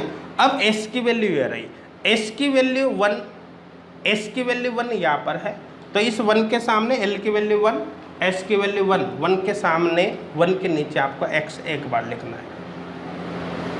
फिर देखो एल की वैल्यू तो 1 है ही सही, लेकिन एस की वैल्यू -1, तो एल की वैल्यू 1 और एस की वैल्यू -1, तो 1 के सामने 1 -1 के नीचे, 1 के सामने -1 के नीचे आपको x लिखना है, ठीक है, एक ही बार आ रहा है। फिर देखो l की वैल्यू तो 1 है इसे, लेकिन s की वैल्यू 0, तो 1 के सामने 0 के नीचे x आपको 2 बार लिखना है, तो 1 के सामने और 0 के नीचे x आपको 2 बार लिखना है। सबसे पहले देखो ये समझ में आया नहीं आया, ये समझ में आया या नहीं आया। फिर देखो एक बार क्या किया है, सबसे पहले l की वैल्यू आपको 1 करनी है। l की वैल्यू 1 करने के लिए क्या करोगे, l की वैल्यू 1 करने के लिए आपके इलेक्ट्रॉन्स किस में भरना है, कैसे भरना है। जैसे l की वैल्यू 1 आ जाए तो एक तो इलेक्ट्रॉन इसमें भर दो और एक इलेक्ट्रॉन इसमें भर दो, फिक्स हो गया कि इलेक्ट्रॉन यहाँ पर और यहाँ पर आपको भरना है। अब इन इलेक्ट्रॉन्स को भरोगे तो स्पिन भी तो आप चेंज कर सकते हो, दोनों की स्पिन को प्लस हाफ करते हैं, दोनों को माइनस हाफ करते हैं, प्लस हाफ माइनस हाफ करते हैं, माइनस हाफ प्लस हाफ कर दिया। समझ में आ रहा है ना। दोनों को जब प्लस हाफ करेंगे तो इसकी वैल्यू 1 होगी, माइनस हाफ करेंगे तो इसकी वैल्यू -1 होगी, प्लस हाफ माइनस हाफ, या फिर प्लस हाफ और माइनस हाफ करोगे तो इसकी वैल्यू 0 होगी, माइनस हाफ प्लस हाफ करोगे तब भी एस की वैल्यू 0 हो गई। तो एस की वैल्यू 0 वाले 2 केस बने, इसलिए 2x, एस की वैल्यू 1 -1 वाला एक केस बना, इसलिए 1x, एस की वैल्यू प्लस एस की वैल्यू 1 वाला एक -1 वाला एक केस बनाए, इसलिए x, और एस की वैल्यू +1 वाला भी एक ही केस बनाए, इसलिए केवल एक x यहाँ पर आएगा। और इनको अपन ने सीधा टेबल में भर दिया, 1 के सामने 1 के नीचे, 1 के सामने 1 के नीचे x, 1 के सामने -1 के नीचे, 1 के सामने -1 के नीचे -x, और 1 के सामने और 0 के नीचे 2x, 1 के सामने 0 के नीचे 2x। आपको इस तरह से टेबल को भरना है। अब क्लियर हो गया होगा, किसी को कोई डाउट नहीं होगा। एस की वैल्यू 1 वाला केस खत्म है। अब एस की वैल्यू 0 वाला केस देखो, सॉरी एस की वैल्यू नहीं, एल की वैल्यू, एल की वैल्यू 1 वाला केस हो गया। अब एल की वैल्यू 0 वाला केस आप है देखो, तो देखो अब एल की वैल्यू 0 आपको करनी है। देखो एक बार बहुत अच्छे से एक्सप्लेन करूँगा सब कुछ, एक एक चीज़, बाकी जब एग्जाम्पल करेंगे तो हम डायरेक्ट अप्लाई करेंगे, पास्ट चलेंगे, फिर इस तरह से एक एक चीज़ का एक्सप्लेन करते हुए या नहीं चलेंगे, इसलिए यहाँ पर आपको बहुत अच्छे से इसको समझ लेना है। आप एक बार अच्छी तरह से देख लो इसको, फिर जिंदगी में कभी भी आपको कभी कोई डाउट यहाँ पर नहीं आएगा, ठीक है ना। तो देखो एल की वैल्यू 0 करनी है। अब इलेक्ट्रॉन कैसे भरोगे, देखिए इलेक्ट्रॉन कैसे भरोगे यहाँ पर समझना। ये केस हो गया +1 0 -1, एल की वैल्यू 0 करनी, इलेक्ट्रॉन कैसे भरोगे, दोनों इलेक्ट्रॉन्स को यहाँ पर भर दो। अब एक ही ऑर्बिटल में 2 इलेक्ट्रॉन्स को भरोगे तो चाहे ऐसे भरो चाहे ऐसे भरो, ये तो डीजनरेट होगा भाई। डीजनरेट के लिए तो x को आपको एक ही बार लेना है, ये दोनों डीजनरेट है, अलग अलग नहीं, एक ही है, डीजनरेट है, ठीक है। डीजनरेट है तो इसके लिए देखो s की वैल्यू तो 0 होगी, प्लस हाफ माइनस हाफ, या फिर माइनस हाफ प्लस हाफ। और क्योंकि ये दोनों डीजनरेट है इसलिए 2 के लिए अलग अलग काउंट नहीं करेंगे, एक ही बार काउंट करना है। मतलब डीजनरेट है तो आपको केवल उनके लिए x ही लेना है, एक बार x काउंट करना है, ठीक है। दोनों सेम अलग अलग थोड़ी है, इसलिए इसके लिए 2x काम में नहीं लोगे, केवल एक बार x आपको काम में लेना है, तो इसके लिए हो गया x, ठीक है। अब देखो नेक्स्ट केस क्या हो सकता है, नेक्स्ट केस क्या हो सकता है, देखो एक इलेक्ट्रॉन, देखिए L की वैल्यू 0 चाहिए तो दोनों इलेक्ट्रॉन का आपने इसमें भर दिया तो L की वैल्यू 0 अपने आप हो गई। दूसरा केस, एक इलेक्ट्रॉन का आप यहाँ भरो और दूसरे इलेक्ट्रॉन को यहाँ पर आप यहाँ भर दो, इसके नीचे या और या, समझ में आ रहा है। तो एक इलेक्ट्रॉन को या दूसरे को यहाँ भर दो इस तरह से, तो इसमें इलेक्ट्रॉन भरा तो इसके लिए प्लस हाफ, इसमें इलेक्ट्रॉन भरा तो इसके लिए माइनस हाफ, ठीक है। सॉरी ये हो गया ना, इसमें इलेक्ट्रॉन भरा है तो इसके लिए 1 हो गया, इसमें इलेक्ट्रॉन भरा है तो इसके लिए -1 हो गया।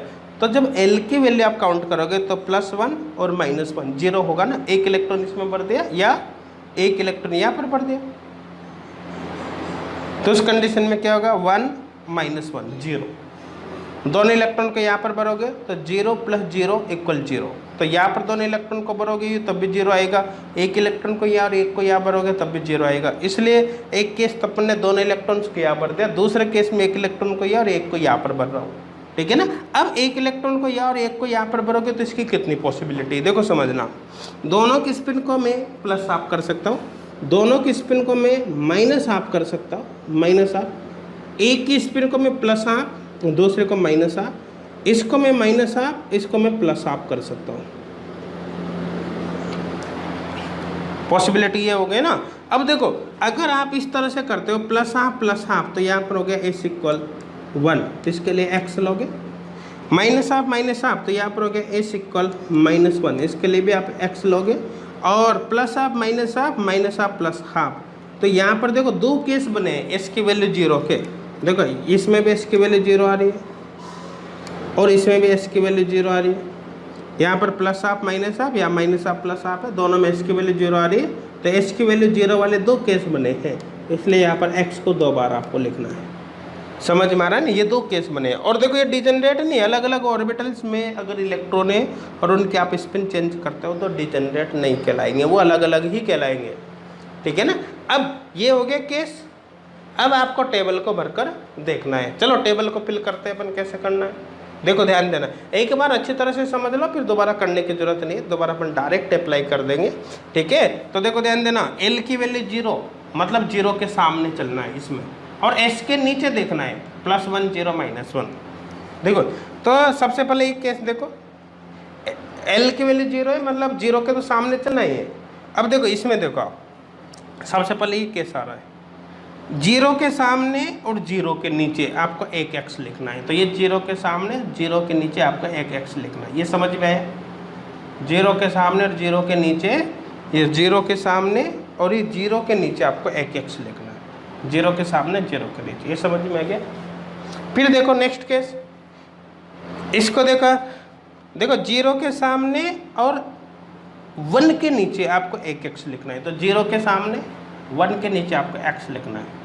फिर देखो 0 के सामने और -1 के नीचे फिर आपको एक x लिखना है, तो 0 के सामने -1 के नीचे, 0 के सामने -1 के नीचे आपको x लिखना है। फिर देखो 0 के सामने और 0 के नीचे आपको 2x लिखना है। ध्यान देना, 0 के सामने और 0 के नीचे आपको 2x लिखना है, तो ये 0 के सामने और 0 के नीचे आपको 2x लिखना है।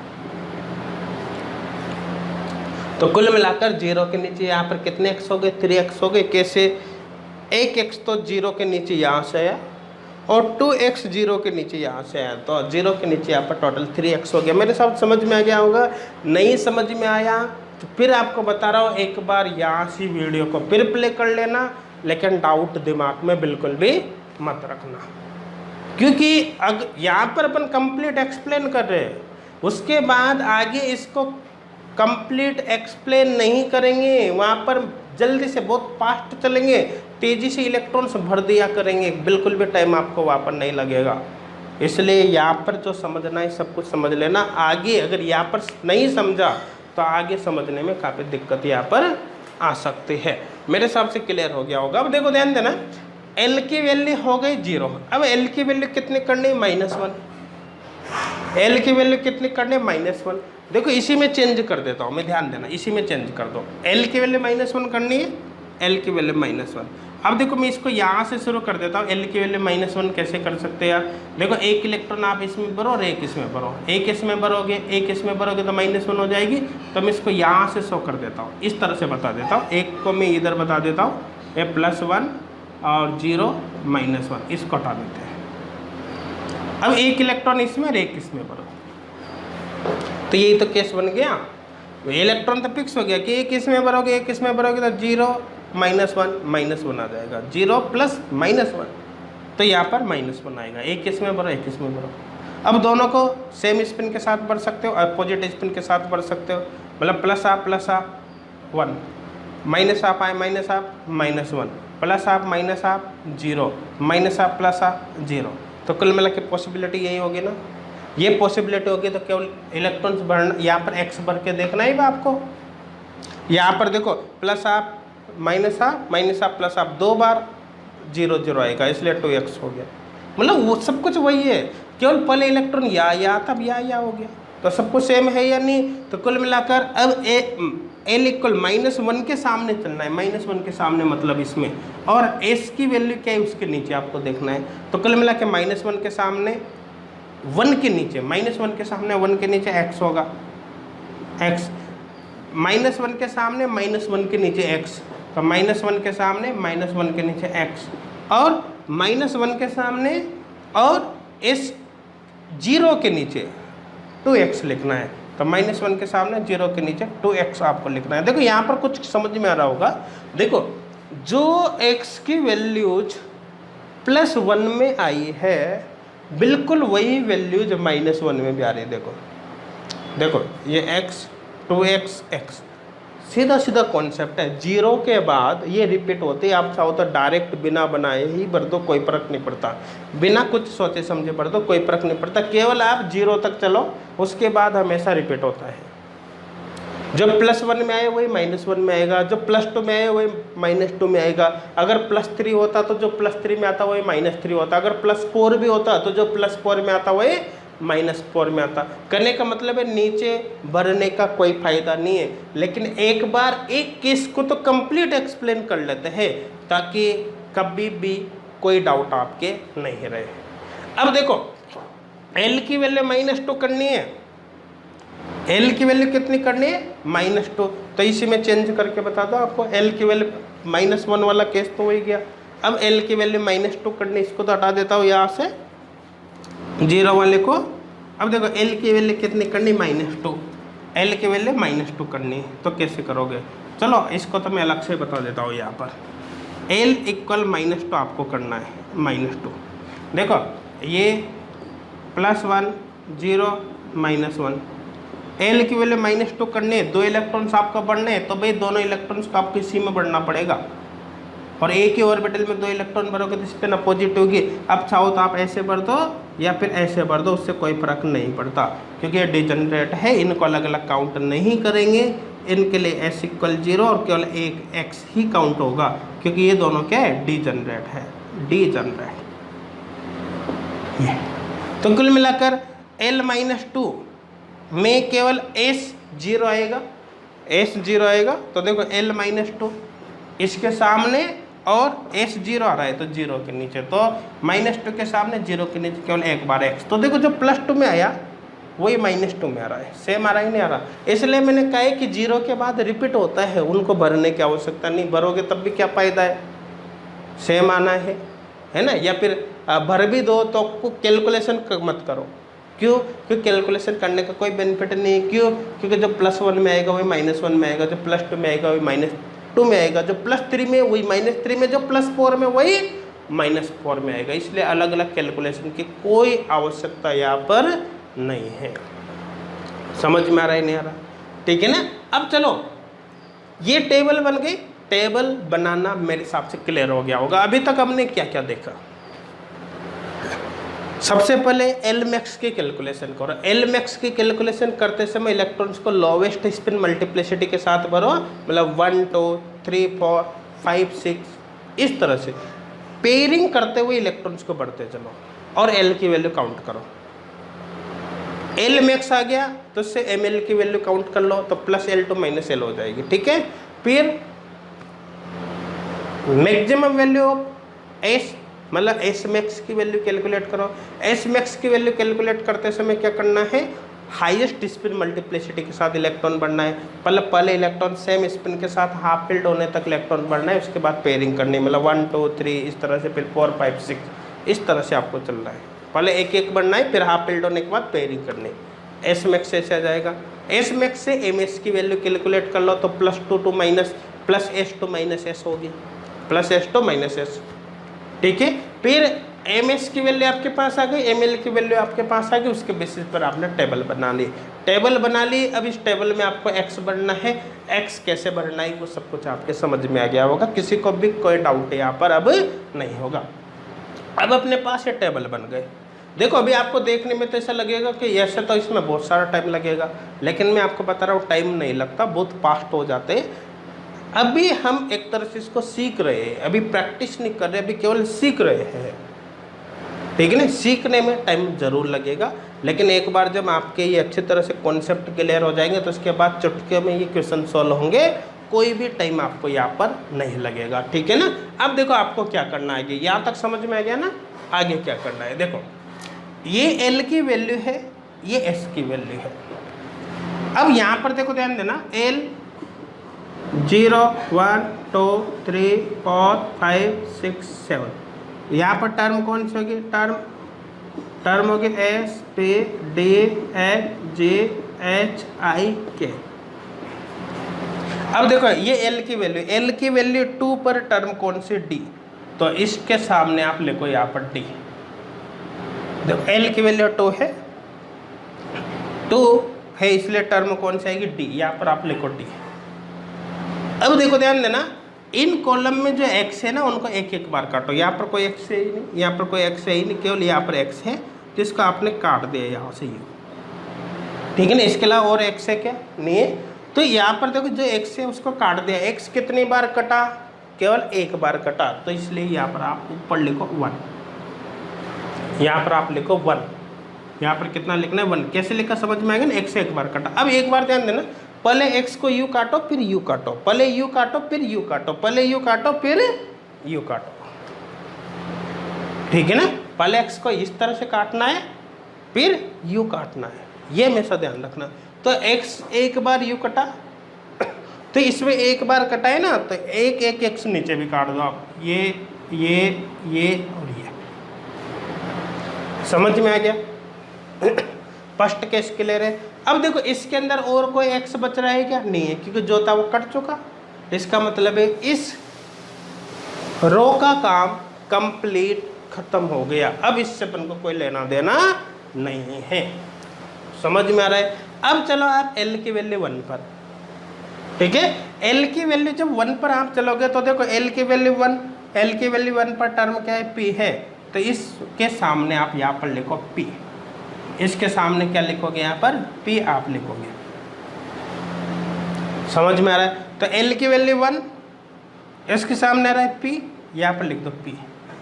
अब देखो x को u काटो, देखो जो कट गया है उसको नहीं छेड़ना, कट गया वो कट गया, वो गया, उससे अपन को कोई मतलब नहीं है। जो नहीं कटा है, जो बचा हुआ है, अब आपको उस पर फोकस करना है, ठीक है ना। तो ये तो कट गए, इससे कोई मतलब नहीं। अब x को पहले u काटो फिर u काटो, पहले u काटो फिर u काटो। तो देखो ध्यान देना, पहले इस तरह से काटना है, तो देखो इसमें भी x है, इसमें भी x है, इसमें भी x है ना।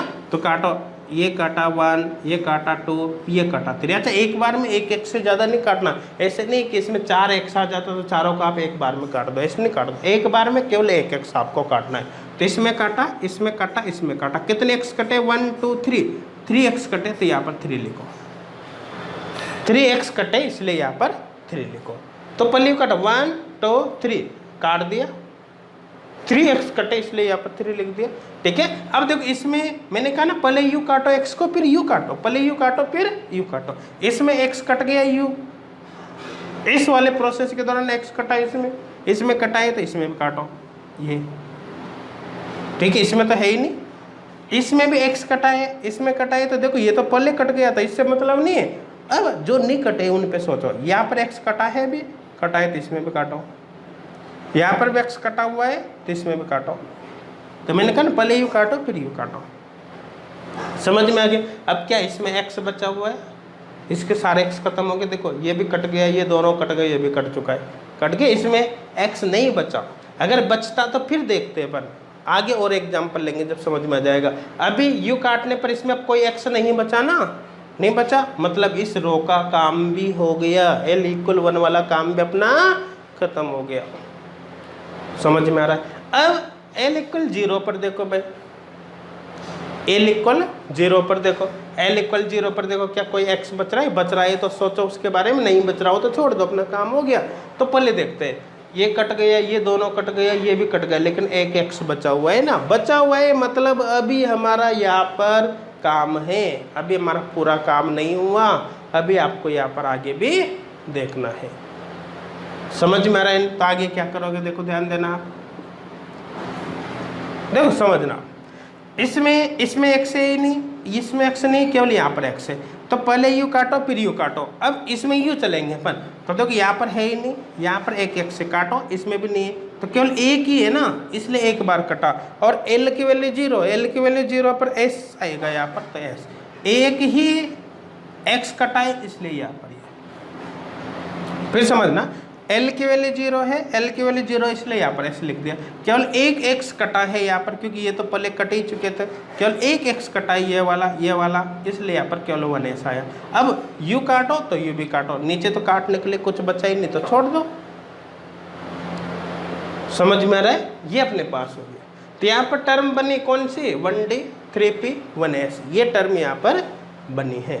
अब एक बात देखो, 0 तक हम चले, 0 के बाद नीचे कुछ बचा क्या? सब कुछ कट गया ऑटोमेटिक, हमेशा यही होगा, क्योंकि 0 के ऊपर जो वैल्यूज होगी, जो एक्स होंगे, 0 के नीचे भी वही होंगे। देखो 0 के ऊपर और 0 के नीचे मैच करोगे तो सेम चलेगा, क्योंकि जो +1 में वही -1 में, जो +2 में वही -2 में, तो कुल मिला के 0 के नीचे आप टेबल नहीं बनाओ तब भी फर्क नहीं पड़ेगा, क्योंकि जो x लिखोगे ना, पहली बात तो 0 के ऊपर जो x आएंगे वही 0 के नीचे आएंगे, ऊपर नीचे सेम है, तो सीधी बात है कि 0 के ऊपर और नीचे सेम है, तो 0 के नीचे टेबल बनाने की आवश्यकता नहीं है। एक बार मैंने इसलिए बनाई है क्योंकि मुझे पूरा आपको एक्सप्लेन करना था, इसलिए बना रहा हूँ, लेकिन दोबारा बनाने की जरूरत नहीं है। आप जब भी टेबल ड्रॉ करो, टेबल केवल आप 0 तक बना लो, 0 के नीचे का पार्ट छोड़ दो, आप 50% मेहनत आप कैसे खत्म हो जाएगी।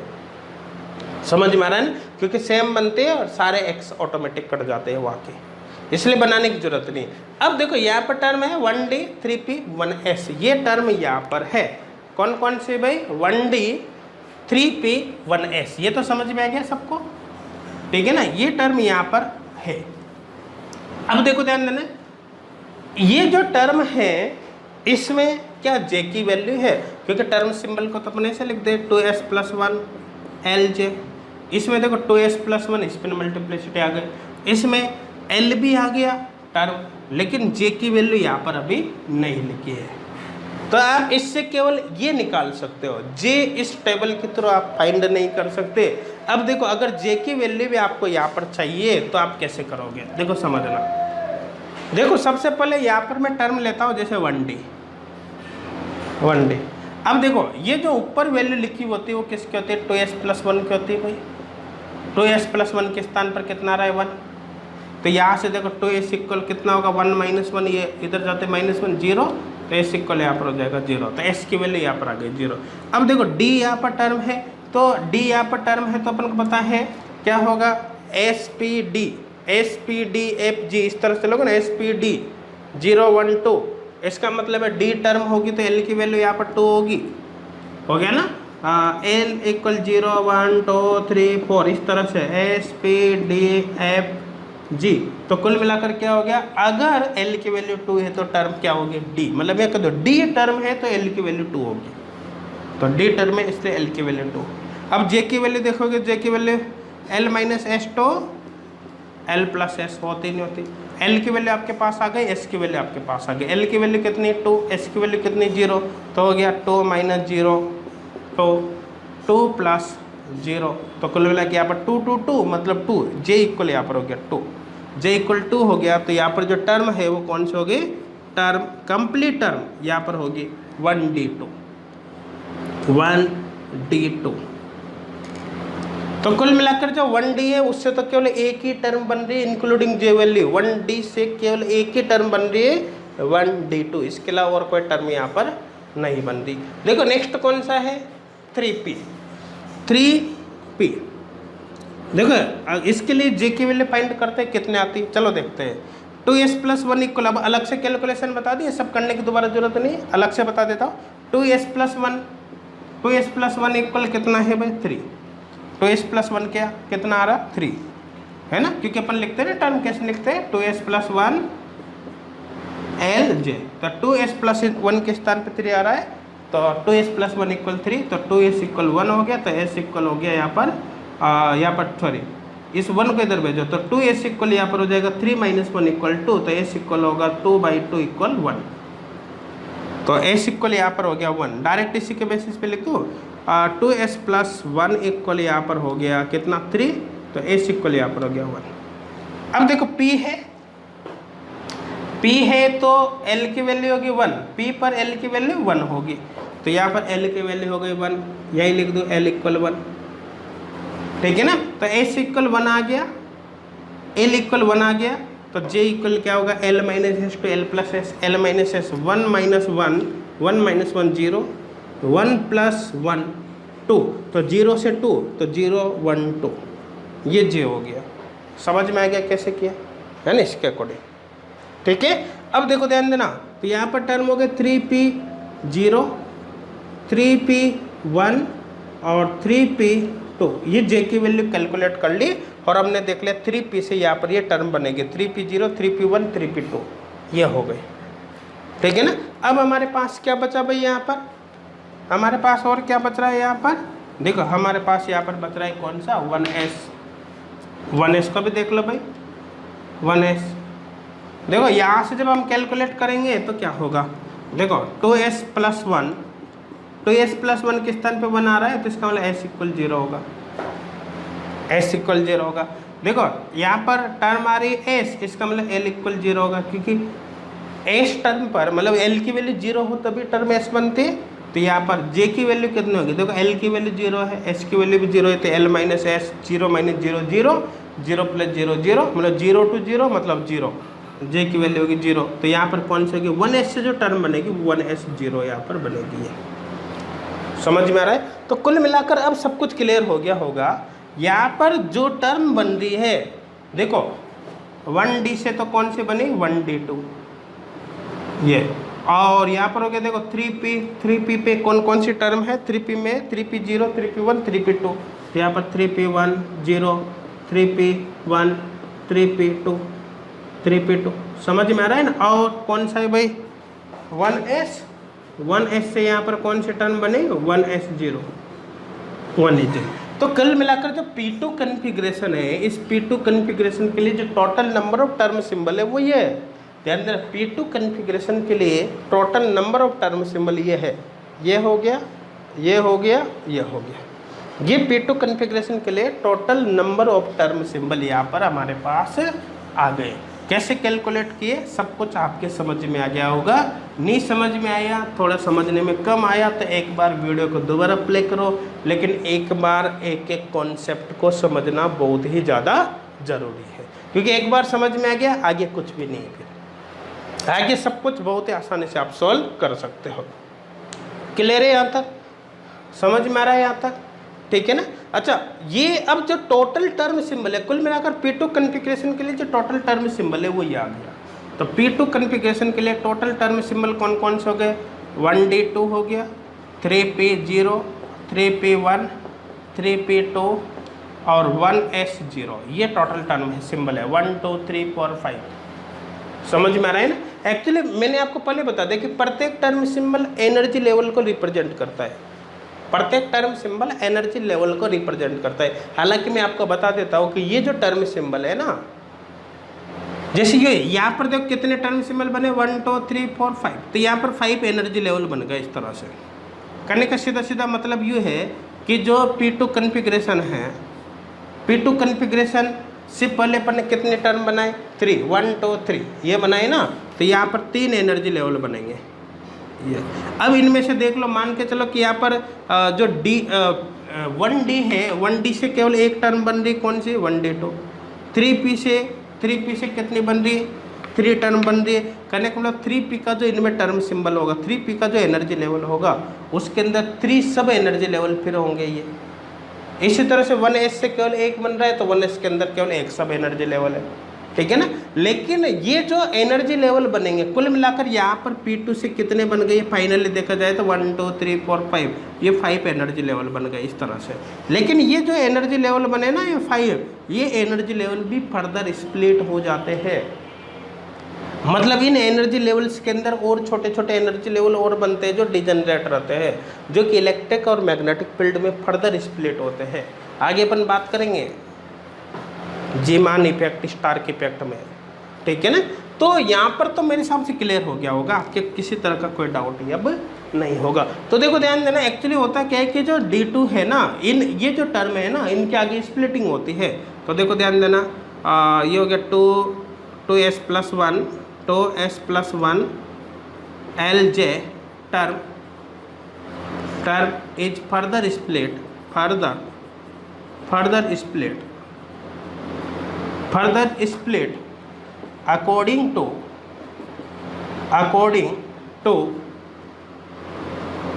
2j+1 तो देखो 2s+1 Lj term is further split according to 2j+1, इसके अकॉर्डिंग होती है।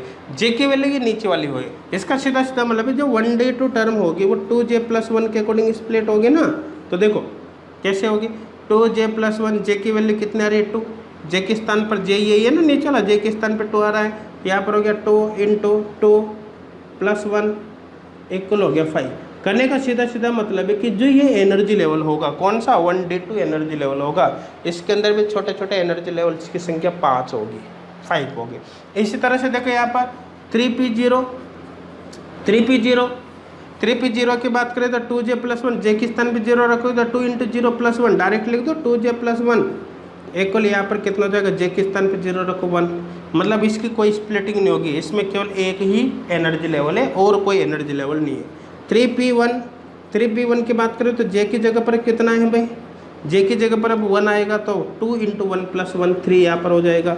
और 3p2 की बात करें 3p2 तो जे के स्थान पर 3 आएगा, 2j+1 जे के स्थान पर 2 आएगा तो यहाँ पर हो जाएगा 5।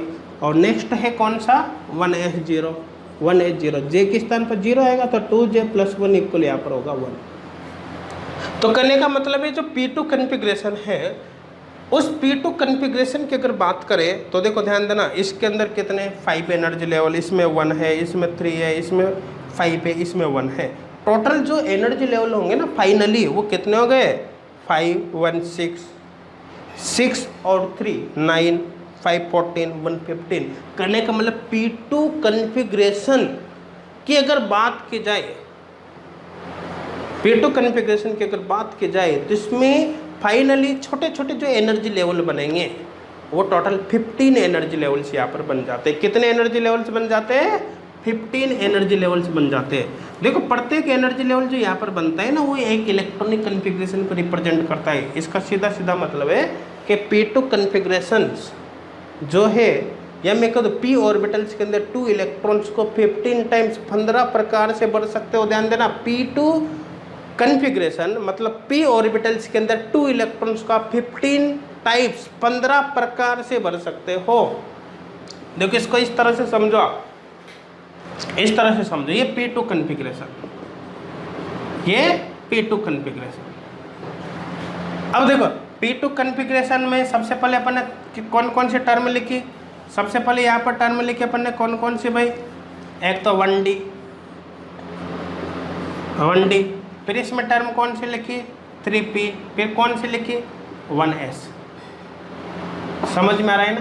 अब इनमें अपन ने जे वैल्यू की बात करी तो देखो ध्यान देना, इसमें जे वैल्यू की बात करी तो इसके अंदर 1D2 इंक्लूडिंग जे वैल्यू, फिर इसमें बात करें जे वैल्यू के तो इसमें 3 बने, कौन कौन से 3p0 3p1 और 3p2। फिर इसकी बात करें जे वैल्यू की तो यहाँ पर जे वैल्यू 0 है तो 1s0। समझ में आ रहा है ना। अब आगे अगर देखते हैं तो इंक्लूडिंग जे वैल्यू इनकी फर्दर स्प्लिटिंग हुई 2j+1 के अकॉर्डिंग, तो 2j+1 के अकॉर्डिंग इसकी 5 में स्प्लिटिंग होती है। तो इससे कितने 5 एनर्जी लेवल 1 2 3 4 5, ठीक है। इसी तरह से यहाँ पर जे की वैल्यू 0 है तो 2j+1 1 होगी तो केवल एक एनर्जी लेवल। इसकी बात करें तो यहाँ पर जे की वैल्यू कितनी 3 है, जे की वैल्यू कितनी है 1 है, जे की वैल्यू 1 है तो 2j + 1 के अकॉर्डिंग 3 में स्प्लिट होगा। ये 3 में यहाँ पर 3 आ रहा है ना, तो यहाँ पर ये हो गया भाई। इसी तरह से यहाँ पर जे की वैल्यू 2 है, जे की वैल्यू 2 है तो 5 में स्प्लिट होगा, ठीक है ना। तो यहाँ पर ये 1 2 3 4 5 इस तरह से लिख सकते हैं, 1 2 3 4 5। और यहाँ पर जे की वैल्यू 0 है तो 1 में स्प्लिट होगा ये। तो कुल मिलाकर अगर यहाँ पर अपन बात करें तो देखो ध्यान देना, 1 2 3 4 5 6 7 8 9 10 11 12 13 14 15, तो यहाँ पर हो गया 15 माइक्रो एनर्जी लेवल हो गए, micro energy levels in P2 configuration, P2 configuration. तो कुल मिलाकर जो P2 कन्फिग्रेशन है इसके अंदर फाइनली देखा जाए तो कितने माइक्रो एनर्जी लेवल्स बनेंगे, यहाँ पर 15 माइक्रो एनर्जी लेवल बनेंगे। कुल मिलाकर सीधा सीधा कॉन्सेप्ट है जो p ऑर्बिटल, P2 कन्फिग्रेशन का मतलब है 3p ऑर्बिटल +1 0 -1, इसमें आपको 2 इलेक्ट्रॉन्स को फिल करना है। 2 इलेक्ट्रॉन्स को यहाँ पर 15 टाइम से भर सकते हैं अपन, जैसे 1 ऐसे हो गया, 2 इलेक्ट्रॉन, 1 इलेक्ट्रॉन यार एक को यहाँ पर भर दिया, 1 इलेक्ट्रॉन को यार एक को यहाँ भर दिया, ठीक है ना। इस तरह से टोटल आप कितने बार से भर सकते हो, 15 टाइप से। देखो ध्यान देना, हमने प्रत्येक इलेक्ट्रॉनिक कन्फिग्रेशन के लिए x लिखा था, अभी टेबल बनाई थी ना, जो टेबल बनाई थी उसमें इलेक्ट्रॉन u भरा था, देखो x u था उस टेबल में। यहाँ पर +2 +1 0 और यहाँ पर लिख देता हूँ मैं समझाने के लिए अभी, देखो -1 और -2। देखो इसमें x इस तरह से भर रखा था पहले, इसमें x, यहाँ पर x x x x, फिर यहाँ पर x x x x x, यहाँ पर x x x x, यहाँ पर x। देखिए इसमें कितने x आए, 1 2 3 4 5 6 7 8 9 10 11 12 13 14 15। प्रत्येक x एक इलेक्ट्रॉनिक कन्फिग्रेशन के लिए लिखा था हमने, आपको ध्यान हो तो। जैसे अपन ने सपोज करो L की वैल्यू 2 करी, L की वैल्यू 2 करने के लिए दोनों इलेक्ट्रॉन्स को अपन इसमें भरा u, और इसके लिए एक x लिखा था। तो कहने का मतलब प्रत्येक x एक इलेक्ट्रॉनिक कन्फिग्रेशन को रिप्रेजेंट कर रहा था। ध्यान देना, प्रत्येक x एक इलेक्ट्रॉनिक कन्फिग्रेशन को रिप्रेजेंट कर रहा था। इसका मतलब है कि हमने P2 कन्फिग्रेशन के लिए जो टेबल बनाई थी, इस टेबल को बनाने के लिए इलेक्ट्रॉन्स को 15 टाइप्स मतलब 15 प्रकार से भरा था, और प्रत्येक इलेक्ट्रॉनिक कन्फिग्रेशन एक एनर्जी लेवल को लेकर चलता है। आपने यहाँ पर 15 टाइप से भरा ना, 15 प्रकार से, प्रत्येक जो टाइप है वो एक एनर्जी लेवल को लेकर चलता है जो होता है माइक्रो एनर्जी लेवल, और इसको अपन माइक्रो स्टेट से रिप्रेजेंट करते हैं। तो कुल मिलाकर सीधा सीधा कॉन्सेप्ट होता है कि P2 कन्फिग्रेशन के अंदर 15 माइक्रो स्टेट्स प्रेजेंट होते हैं। कितने होते हैं, 15 माइक्रो स्टेट्स। आगे पढ़ेंगे माइक्रो स्टेट्स, अभी नहीं पढ़ रहे है ना, अभी केवल मैंने एक्सप्लेन किया है थोड़ा बहुत, ठीक है। तो मेरे हिसाब से क्लियर हो गया होगा। तो अगर आपको किसी भी इलेक्ट्रॉनिक कन्फिग्रेशन के लिए कंप्लीट टर्म सिंबल्स निकालने हैं तो क्या करोगे, किसी भी इलेक्ट्रॉनिक कन्फिग्रेशन के लिए कंप्लीट टर्म सिंबल निकालने के लिए पहले Lmax कैलकुलेट करो। Lmax से आप ml की वैल्यू कैलकुलेट करो जो +2 to -2 होगी। फिर Smax कैलकुलेट करो, Smax की वैल्यू से आप Ms की वैल्यू कैलकुलेट करोगे जो भी +s to -s होगी, ठीक है ना। फिर Lmax और फिर ml एंड ms की वैल्यू के बेसिस पर आप टेबल ड्रा करो इस तरह से। फिर टेबल ड्रा करने के बाद आप टर्म सिंबल निकाल लो, ठीक है ना, x को काटते हुए। उन टर्म सिंबल से आप चाहो तो j की वैल्यू निकाल कर आप कंप्लीट टर्म सिंबल निकाल सकते हो इस तरह से, क्योंकि ये इस तरह से जो आएगा ना, ये तो किसका है, ये तो टेबल से आ जाएगा सीधा, और जो नीचे वाली वैल्यू जाएगी जब आप j वैल्यू निकालोगे इनके बेसिस पर तो नीचे वाली वैल्यूज आ जाएगी। फर्दर स्प्लिटिंग की बात अभी नहीं कर रहे, अभी समझाने के लिए बता दिया मैंने, 2j के अकॉर्डिंग स्प्लिटिंग होती है। अभी केवल अपन को यहाँ तक चलना है बेसिकली। तो मेरे हिसाब से क्लियर हो गया होगा, किसी को भी अब कोई डाउट नहीं होगा, सबके समझ में आ गया होगा। क्लियर यहाँ तक समझ में आ रहा है। अब देखो यहाँ पर जैसे अपन कुछ और भी कन्फिग्रेशन की बात कर सकते हैं। जैसे अपन बात करें, देखो ध्यान देना, D1 एंड D2 कन्फिग्रेशन ये ले लिया। अब D1 एंड D2 कन्फिग्रेशन के लिए आपको क्या निकालने, कंप्लीट टर्म सिंबल। प्रोसेस आपको सब कुछ पता चले गया, ठीक है ना, कि किस प्रकार से आपको कैलकुलेशन करनी है, ठीक है ना। पहले Lmax निकालना है, फिर Smax निकालना है, फिर टेबल बनानी, फिर x को काटना है, उससे आपको टर्म सिंबल से पता चल जाएगा। जे वैल्यूज आपको निकालना आना चाहिए, आगे आप इजीली कैलकुलेशन कर सकते हो। बस टेबल को आपको सॉल्व करना आना चाहिए, आगे कैलकुलेशन तो आप इजीली कर लोगे, कोई फर्क नहीं पड़ता। तो केवल टेबल बनाकर एक्स को काट कर आप कंप्लीट टर्म सिंबल निकालो। चलो इसके बेसिस पर आप कंप्लीट सॉल्व करके देखो कि D1 एंड D2 कॉन्फ़िगरेशन के लिए total number of term symbol कौन कौन से बनते हैं। चलो करो इसको सॉल्व, कंप्लीट करो इसको।